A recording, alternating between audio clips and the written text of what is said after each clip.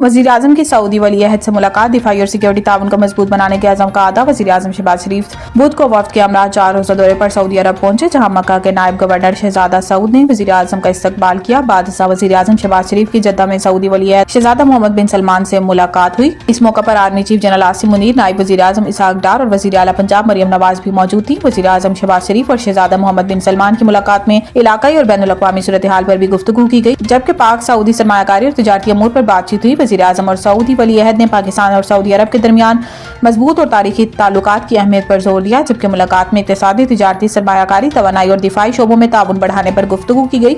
वज़ीर-ए-आज़म उम्रा की सआदत हासिल करेंगे और रोज़ा रसूल पर भी हाज़िरी देंगे।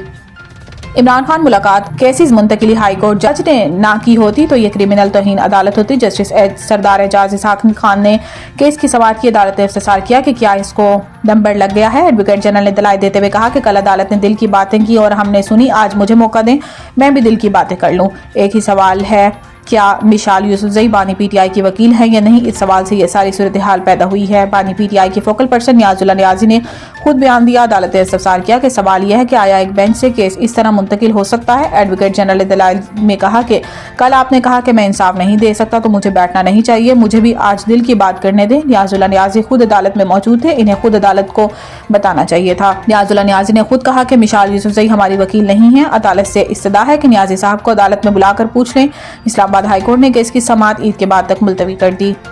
गंदम खरीदारी में मुबैना करप्शन, महकमा खुराक सिंध के अफसरान रिकॉर्ड समेत तलब। नैब की जानिब से जारी नोटिफिकेशन में साबिक सेक्रेटरी सिंध महकमा खुराक खुरम शहजाद उमर, साबिक डायरेक्टर महकमा खुराक इमदाद शाह और मुख्तलिफ इजलास से तैनात DFCs को 21 मार्च को सखर नैब ऑफिस तलब कर लिया गया। इन अफसरान पर गंदम खरीदारी की मद में मुबैना करप्शन करने और गंदम गायब करने का इल्जाम है। इसके अलावा मीरपुर खास, लाड़काना, सखर, हैदराबाद और शहीद बेनज़ीराबाद डिवीजन से खरीदी गई गंदम का रिकॉर्ड भी तलब किया गया है। महकमा खुराक से साल 2021, 22, 23 और 24 में खरीदी गई गंदम का रिकॉर्ड मांगा गया है और मौजूदा जखीरा गंदम का रिकॉर्ड भी तलब किया गया है।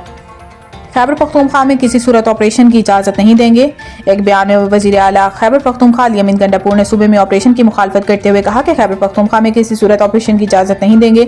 जितने दहशतगर्द मारे जा रहे हैं अफगानिस्तान से इतने मजीद आ रही हैं। अली गंडापुर ने कहा कि एक अंदाजे के मुताबिक 9,500 से 11,500 के करीब जंगजू हमारे इलाके में आ चुके हैं, जबकि बॉर्डर और दूसरी तरफ 22,500 के लगभग जंगजू मौजूद हैं। आवाम साथ हो और नीयत साफ हो तो इनसे निपट लेंगे।